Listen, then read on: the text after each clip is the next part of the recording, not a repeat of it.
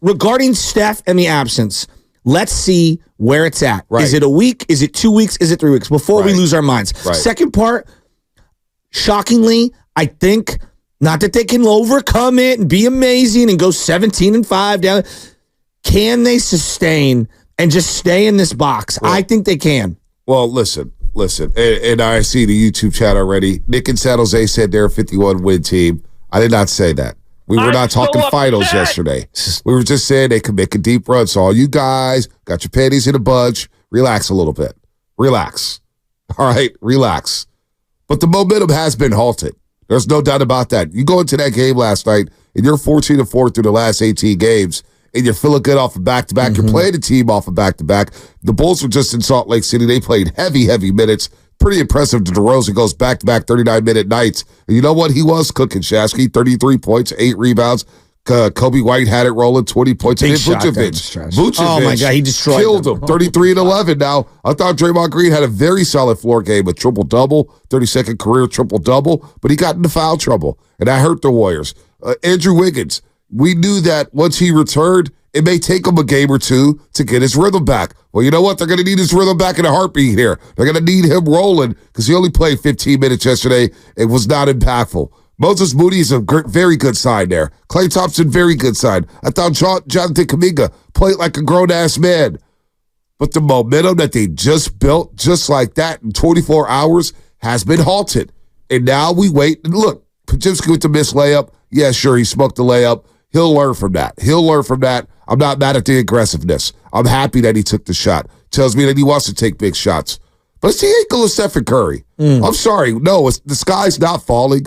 It's not doom and gloom, but he's going to receive an MRI. And what if he is out for 2 weeks?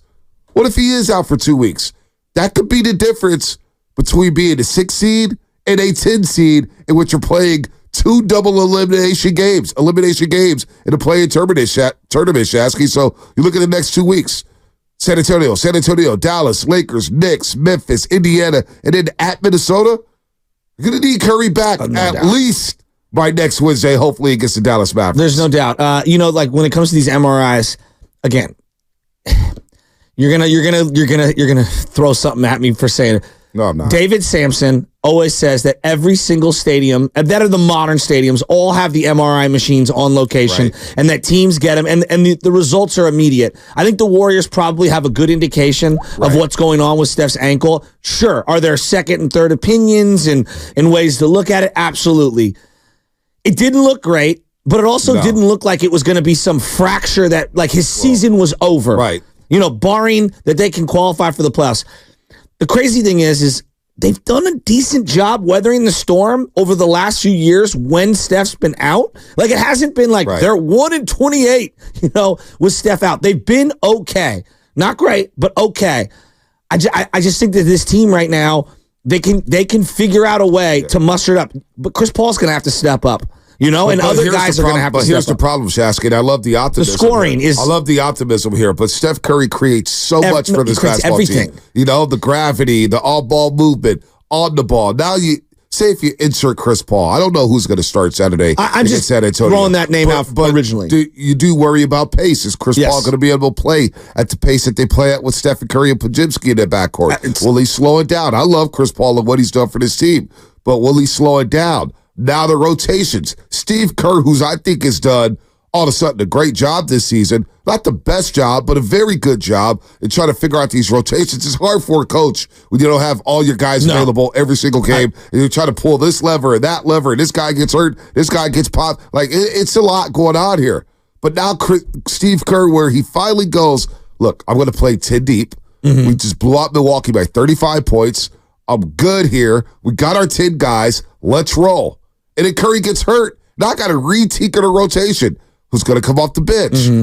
If you start Chris Paul, who's your backup point guard? Are you going to start Chris Paul and Pods? Are you going to start Moody? Are you going to slot Wiggins back off the bench? What do you do here for Steve Kerr with the rotation? So the disappointing aspect here, and I love the optimism from you, Shasky. I'm not mad at that. I do believe they can stabilize this team here and basically weather the storm over the next week.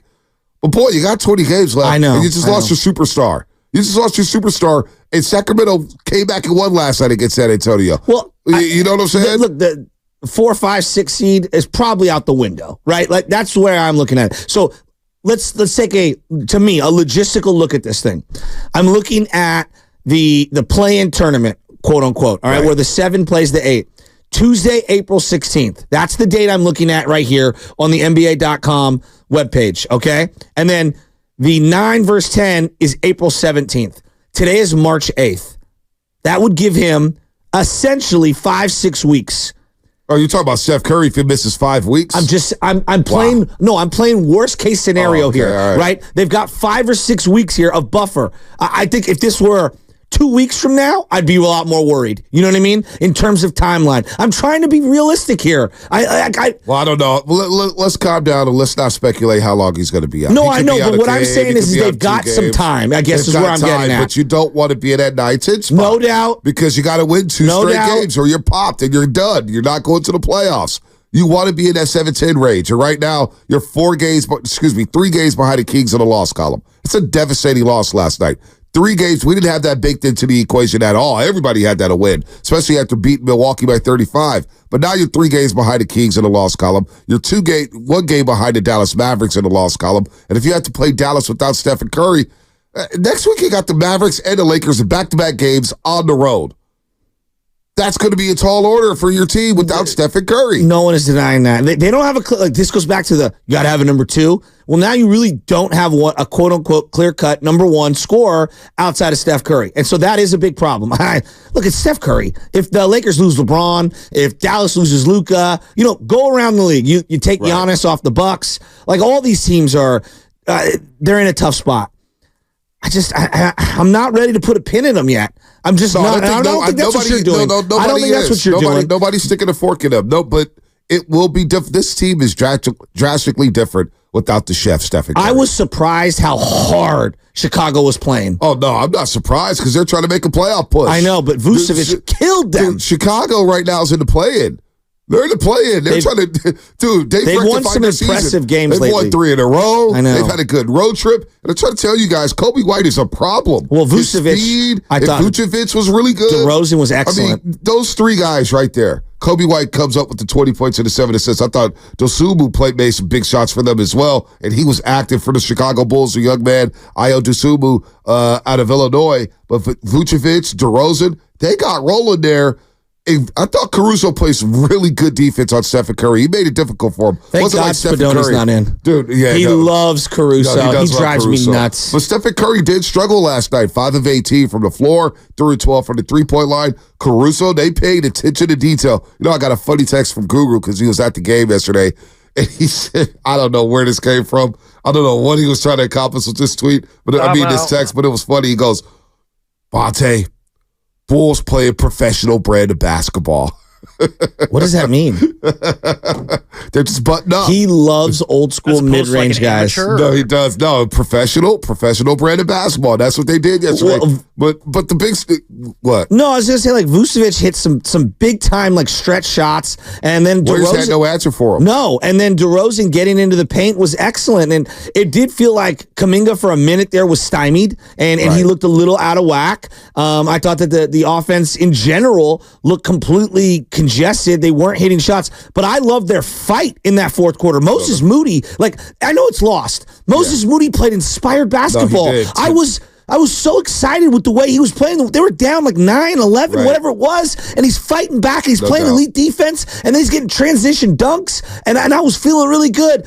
And I know, it's a huge blow to lose Steph Curry. I'm not here to lie to the audience and pretend oh my God, they're fine. They're not fine. But there are some positives to take away from yesterday. I know this is not that kind of show. Yeah, no, I don't mean to be that guy. No. I feel weak for even saying it. No, there's some positives. However, you just lost Stephen Curry. So it wipes all the positives out the window. Can Andrew Wiggins step up in the absence? Well, that's what I'm saying. I don't know how long it's going to take him to get his rhythm here, but here's Steve Kerr on Steph Curry's ankle. Are you on Steph's ankle? I don't know yet. Yeah, he's got his foot in a bucket of ice right now. I haven't talked to the training staff yet. Here's Clay on Steph's ankle. He had his ankle wrap on, and he was icing his ankle, but I know we're going to miss him if he does have time off. We've been in this position before where he has had time off, and we just got to do it collectively. And I know be ready to go when he does come back, whenever that is. We just want to wish him a speedy recovery and to take his time. You know, when you lose a game the way that they did, it was just you're up early, then you dig a hole, and then you fight back, and you kind of forget all of the positive. And I hate doing this. Clay played really good down the stretch. He had some huge shots. He played really good defense. Yeah, you know what? I sound insane. No, you know what? We can talk all the positives, but the bottom line is this, and I'm a bottom line guy. Yeah, I know you are. 888-957-9570. Yes, Moody played inspired basketball. Thought Chris Paul was solid. 15 points. He was 6 of 8 from the floor, 5 assists. Yeah, he looked good. Klay Thompson did his thing. Draymond dropped triple-double. I thought Draymond played a really good basketball game. But here's the bottom line. Lost to the Bulls at home. I know. You're now 17-16 at home. That's crazy. Your home court dominance has gone out the window. All right? So now you got to just win Saturday to have a winning homestand. And the chef walked off the floor with under 4 minutes left for the right ankle injury. Hobbled off the floor. It was bad. Right? Seeing him try to get back on D, and then it was like, oh, no. Because there's times he turns his ankle and he's good, and we all freak out, but he's fine. That one, you could tell it was not good. So all the momentum that you built over the last 18 games, now you put it on pause. I know. You put it on pause saying, all right, how long is our superstar? Because that's the most important thing right now. No doubt. To me, the loss, whatever. If I know that Steph Curry's going to be back by Wednesday, I could get over this loss in a heartbeat saying, yeah, there were some positives. But boy, if you have Curry out, now I have to get Wiggins up to speed in a hurry. I have to get him rolling in a hurry. And then my rotations. I just set my rotations. I know. I just went 10 deep. I just basically said, okay, Looney's not going to be in the rotation. Sharge is not going to be in the rotation. Guy Santos is not going to be in the rotation. Lester Quinones is not going to be in the rotation. Now with Curry out, who's back in the rotation? What's my substitution pattern? Where's my minute allocation? Who's playing 30? Yeah. Who's playing 35? Do I need to bump up JK? Do I need to bump up Draymond, who's playing the small ball 5? There's a lot of question marks if Curry is out for a long period of time. And the timing is bad because right now, you're in a knife spot, but you're only a game up in the loss column on the LA Lakers. You fought out at 10, and you play the Lakers in a 9-10 game. Now you got to go to LA and beat the Lakers. Then you got to win another game if you beat the Lakers, and you haven't beat the Lakers in LA since opening day in 2021-22. So I'm not trying to be doom and gloom, and I'm not saying the season is over. No, I know. We're going to await the MRI, but I'm not going to sit here and say everything is fine. I'm not going to lie to the audience and say, hey, the sky is blue, folks. It's all good. 90 degrees. Let's drop the top in the car. Let's look at the palm trees. No. Let's smoke a cigar. We're all good. No, we're not all good right now until we know what the MRI is. That I agree with. But there was a lot of great contributions last night that keep me encouraged that they can keep this thing afloat. Like now I'm looking at it. Can you be a couple games over 500 down the stretch? Do you think that could sustain them in the 8 spot? Yeah. You want to stay within. Now it's about making sure you're ahead of the Maverick. These 3 games against the Mavericks. I know. They're everything. No, they're everything. Just give me, because like if Sacks to 7 and the Warriors are to 8, the Warriors are going up to Sacramento. They're going to slap them around, and they're going to beat the Kings. Like straight up. They'll beat the Kings in a 7-8 matchup, wherever the game is. They can play on the moon. They can play to go to 1. They can play at the dental office at Chase Center. I don't care where that game's played. They'll beat Sacramento in the play-in game. All right. They can. Well, we give Novocaine shots out. Yesterday was painful for us, though. Listen. I keep thinking of Sir Isaac. Was it Dr. Yankum, the guy that was the WWE wrestler? Oh, yeah. Psycho Sid. Psycho Sid. Yeah. Remember him when he would wear like the green dentist outfit? No doubt. But, the dental office, we're giving out Novocaine shots. You sound like a pro wrestler. 888-957-9570. Tyler Miller's asking me where the panic meter's at. It's not an uh-oh. It's slightly concerned because of the right ankle of Stephen Curry. What'd you think of the Draymond Green like moving screen at the end for the 6th foul? That was kind of a tough way to go out. It was probably a moving screen. Well, I don't even know if it's a moving screen. It was like a left guard push. I don't even know what the hell it was. Even though there was 125 points scored by the Bulls at 122, it was sloppy. It was kind of a sluggish, beat 'em up basketball game there. The Kobe Warriors, White was good, dude. The Warriors dominated. You've been on him. Paint. Yeah, I love Kobe. No, White. like you've been on him. I really was focusing on him. He just does a lot of really nice things on the he's floor. He's a baller, dude. He knows how to play the game, and he's only making $12 million a year. 24 years old. And DeRozan and him play well together. I can't believe it. I can't believe DeRozan got to his spots, hit a couple of really tough mid-range little turnarounds. I thought JK's defense was really good on him. I thought Clay at times had good defense on him, and DeRozan tipped the cap. I just look at a game like this, and I'm saying to myself, how did they lose? Like, I woke up and thinking, they lost a game last night? I swear to God, I just went straight to sleep after that. I was like, all right, I'm not even going to linger. I'm not going on Twitter. I'm not doing any of that stuff. But the Warriors outscored the Bulls in the paint 58-40. Second chance points was Warriors 23-5.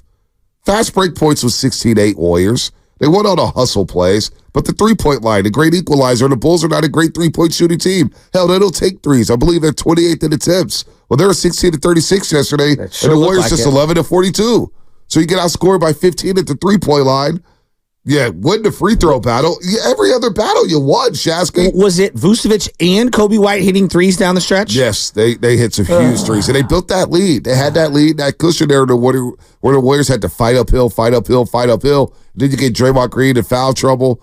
That just took the wind out of ourselves. It really did. I was not expecting that here on a Friday. It's a non-payday Friday, Well, folks. when Steph goes out, I'm saying to myself, like, just win this game. Win this game. It's a big one. Steal the game. It's right there. Win this game. We can come out. All right, yeah, Steph's out, but you got to take this one. And losing this one and losing Steph, it's a gut punch. It is a gut punch. I won't deny that. Yeah, here's Draymond Green on the ankle. He's, spirits are high. We'll see. I think he may get an MRI, and, hopefully it's good. 26% from the three-point line. Steph was 3 of 12. Draymond 1 of 5. Pajinski 1 of 2. Wiggins 0 for 2. Chris Paul 1 of 3. Moses Moody 0 for 4. Now, Clay did have it rolling. He missed some easy. He missed some wide open ones. 5 of 12, 9 of 21 overall. I do like the Moody was 0 for 4 from 3. Yeah. I know he missed the one late. He did a lot of good things. Like Moody, I really loved Moody's fourth quarter. I thought he was awesome. Yeah, I did. I thought he was really good as well. I thought he was really good. There's a lot of there are some positives to take away, but this is not a moral victory type of team. They don't have a moral victory type of mindset. They're licking their chops right now, thinking, "Damn, we had a chance to steal this back-to-back, win your 15th game in the last 19 tries, stay there with the Mavericks in terms of time, the same amount of losses in the loss column." And you're able to roll against San Antonio, who's probably going to be without Wemby on Saturday night. Now, if they don't have Wemby, we don't have Steph, that's an equalizer. Because we know one thing about Pop and the San Antonio Spurs. They may not win a lot of basketball games, but they sure know how to play the game of basketball. I woke up this morning to a 4:45 text, and I told you about Della has a package of season tickets. Okay? And he goes, every time I get the New Orleans tickets, Zion hasn't played. And he's gotten them multiple times. Well, he's got Saturday night tickets. No Wemby, no Steph. Wow. I go, this poor guy's just got the bad luck. Now, maybe Steph comes back and he's ready to roll. Maybe I should just tell Della to stop going to games. Maybe tells Della, just leave us alone. Why is he texting at 4:45? No, I'm kidding. No, he was texting me all of his thoughts. It's he's frustrated. Yeah, no, we're all frustrated. Also, if you want a silver lining, I've got it on the other side. Oh, gosh. It's not Warrior related.